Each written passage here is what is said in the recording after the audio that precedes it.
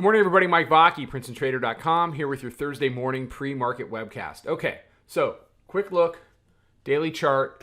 We're pushing down this morning. You got some ECB comments, something, or Bank of England rather.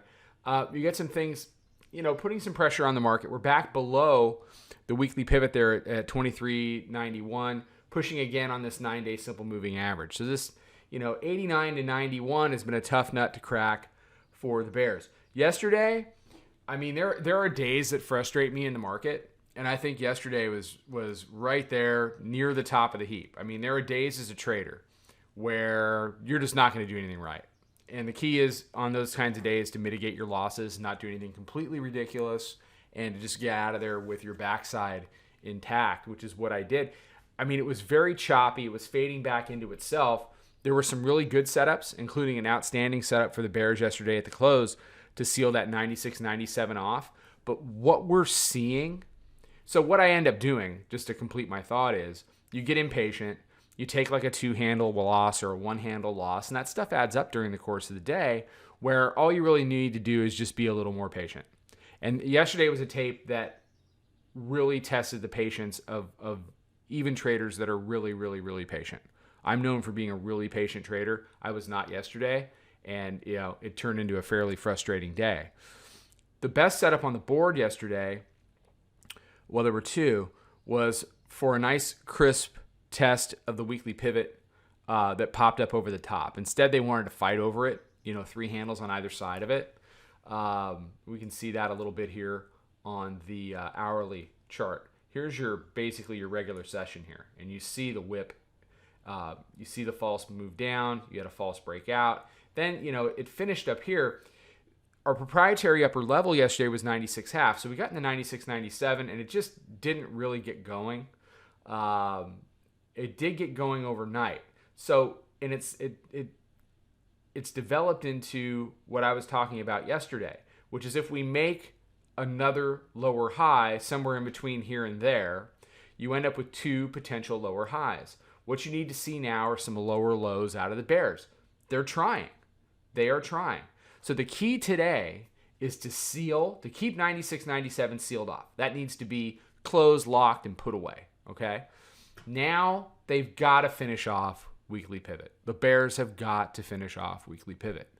They've been trying for a number of days. They have been incredibly unsuccessful. We were under it for, darn near 10 hours here. Couldn't get it done. Now we're back under. It needs to stay under.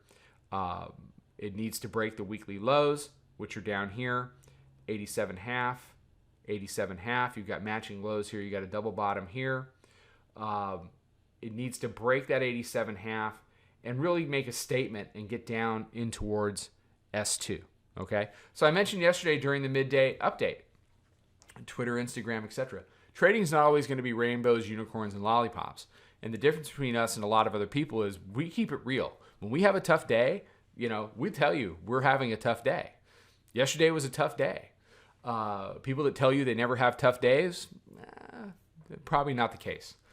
But, when you have a tough day, the best thing to do is just go flat, clear your head, come back fresh, focus on 2 things, price and risk.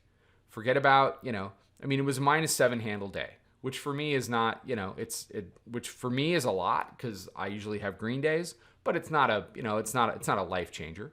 So you put it aside. I'm dead flat for the week, and I got 2 days to see what I can do with the rest of the week. So, you have to look at it as, it's a marathon. It's not a sprint. And I say this because if you're a trader, you're going to have tough days. And one of the biggest questions I get in emails and direct messages and stuff is, how do you deal with a tough day?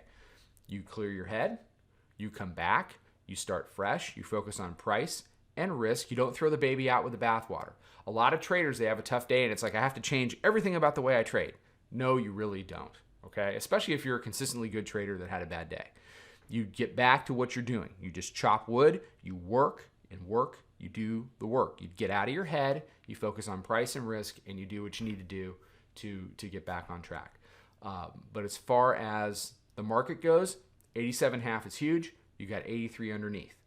If the bears screw up again, then they're going to lose 91. We're going to test 96.97. And then if the bulls really want to make a statement, they close it over the roundie at 2,400. So this morning's going to be a real battle over that weekly pivot again. I expect the dip buyers to show up. The question is, after the dip buyers show up, what are the bears going to do about it? All right, take care. Have a great morning. I'll be around for the midday update, Twitter, Snapchat, Instagram, Facebook. Take care. Follow us over on Twitter, Instagram, and Snapchat at Princeton Trader. Check us out on Facebook and join us for a free trial at www.princetontrader.com. Trade 'em well.